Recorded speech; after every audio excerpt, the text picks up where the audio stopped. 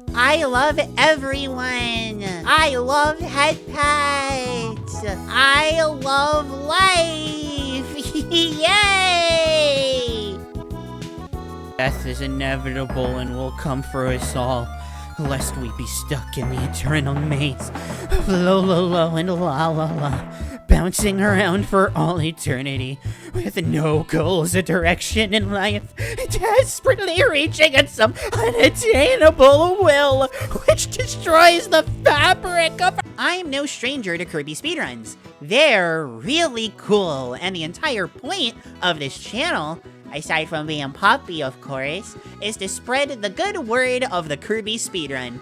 And that said, if there's something that even a tiny-brained puppy like me can admit, it's that any percent speedruns for Kirby are by far the most popular. And don't get me wrong, I totally get why. For most games, any percent sees the most activity anyway, seeing as how you actually, you know, play the game.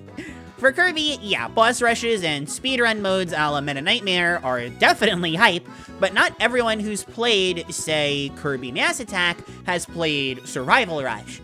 But everyone who's played Mass Attack has at least tried to clear the game, so seeing how quickly you can clear it, no holds barred, is really cool.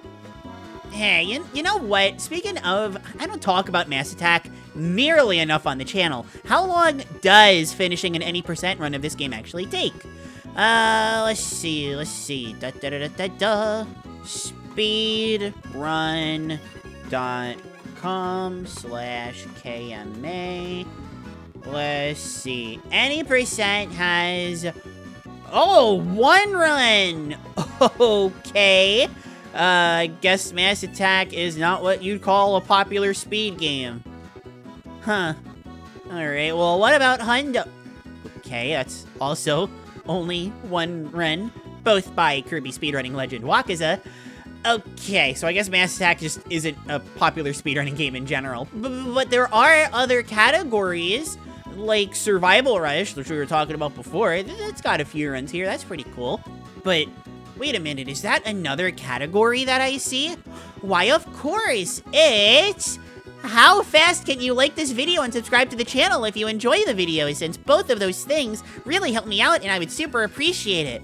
Wow, I can't run this category myself, so you guys are gonna have to do it for me. Leave your times in the comments below. Okay, but for real, this other mode, no drum roll, is Kirby Brawl Ball. Wait, Brawl Ball? The pinball minigame where you... play pinball and fight some bosses? Kind of like Kirby's Pinball Land, which is apparently more popular than Brawl Ball. Well, I love Brawl Ball, and this run looks pretty short. The world record isn't even 10 minutes, and the average time seems to be about 8 to 10. Why not? I'll give it a try. I love learning a new speedrun. Just like I love my head-putting Fluffle fan puptrins, Biohazard, Tyke Vilafar, the Serval that likes strawberry Pop-Tarts, Lydia Scribe, and remember, Miss K says, Oogaday Boogaday, I am Evil Claire, I hate Parasol, and love kittens. I love you all. But yeah, I'm gonna go learn me some weird Kirby speedrun. Let's go! 2 hours later. Oh my God, that was 2 runs completed in 2 hours, and I must have attempted at least 100. I hate Lolo and Lalala fights so much, but yeah, epic run. I really like it. How do you even speedrun pinball? It's not a real machine, so you can't, I don't know, knock the machine over % and go wild on it. It's just pinball. Well, similar to Pinball Land, Brawl Ball isn't just pinball. By letting Day-to-Day vor you, oh no! You get sent to boss fights. There are 4 bosses, and when you beat all 4, the game tells you the boss rush code to put in. This actually gives Brawl Ball 2 entirely different categories, one for beating the full game, and one for going through the boss rush.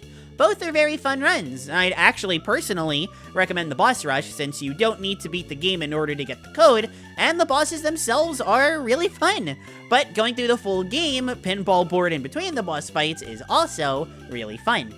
Part of why I like the speedrun specifically is because, well, this board, that's it. It's the whole game. This whole time, that's your board.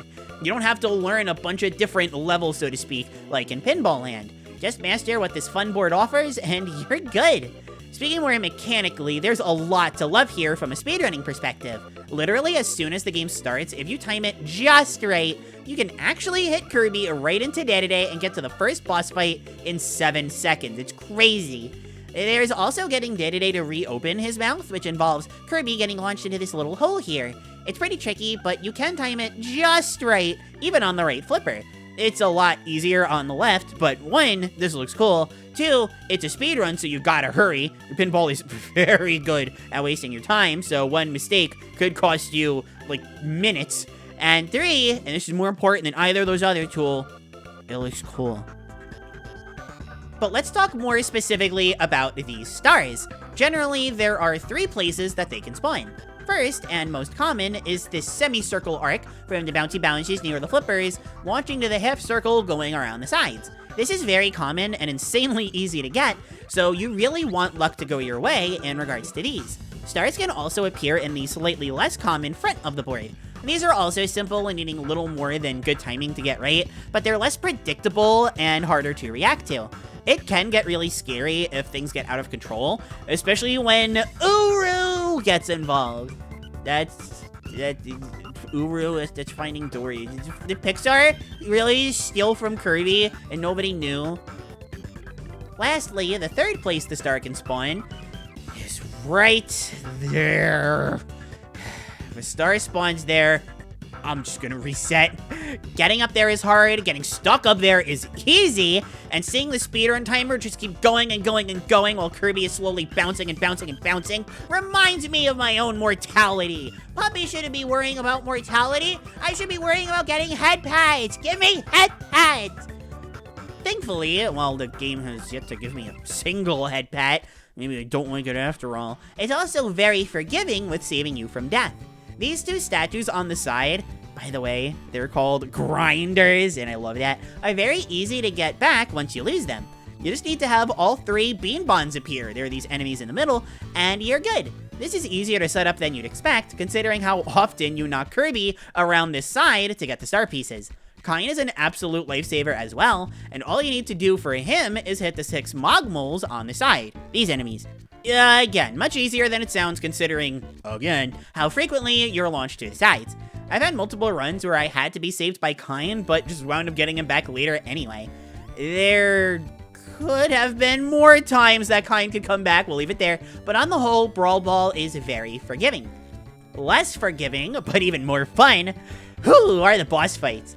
Brawl Ball, unlike every other sub-game, respects this series' roots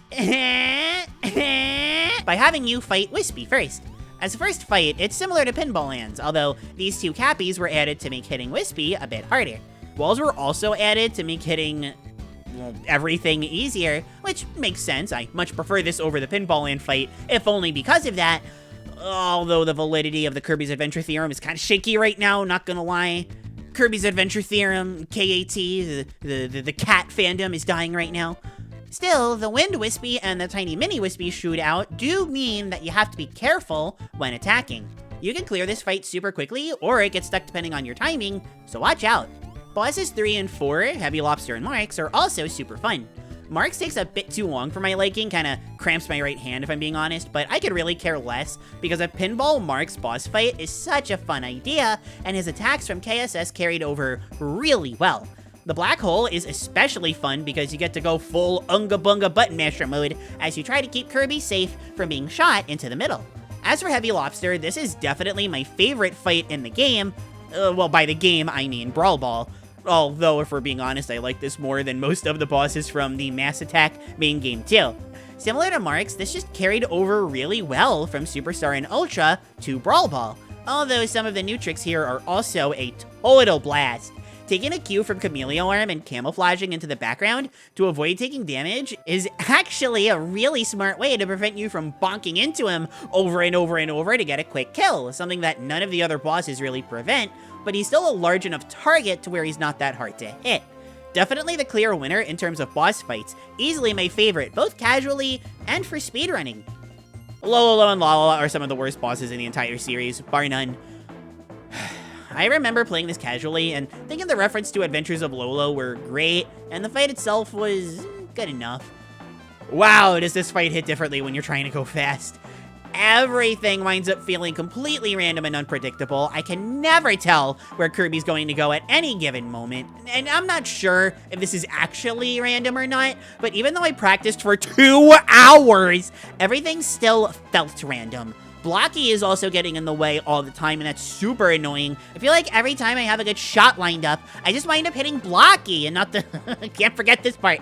Very slow moving Lololo and Lalala. But because they're small, or more annoyingly small enough, hitting them is stupidly difficult. On top of all that, due to the frantic nature of Kirby's movement, it's way too easy for Kirby to slip right past the flippers and get booted out. Re-entry into a boss fight is actually fairly easy once you get the timing down, but I've lost too many runs to the simple, harmless mistake of slightly mistiming a button press. Awful fight. But really, aside from Lololo and Lalala, as well as this, I love this category. Unlike most Kirby speedruns, you spend enough time in any given area to appreciate the vibes they all offer. The groovy music, the pleasant visuals, the wonderfully unique sprite work that Mass Attack has to offer. On top of all of that, this is a quick category. Both of my runs were 16 minutes, but one was my very first, so obviously I wasn't really sure what I was doing. And the other run, I lost 6 minutes on the Lololo and Lalala fight and could have gotten a sub 10 if I didn't. Haven't mentioned I hate that fight yet! But as a whole, the run is really fun. It's short enough to where you're not spending that much time on it, but it's complex and deep enough to where you're not going to get bored of the strats. With the obvious exception aside, all of the boss fights are fun. Trying to see how quickly you can re-enter these boss fights is a blast. And the feel of Brawl Ball in general is just fantastic. Definitely better than Kirby's Pinball Land in that regard. If you have a copy of Mass Attack or just any real way to play it, I highly recommend giving the speedrun a try. It is very easy to get into, but very difficult to actually get finished. And that is just a wonderful combo for me. Even if death is inevitable, I'm glad it didn't reach me until after I tried this category. Wow, you know, actually, that's kind of messed up.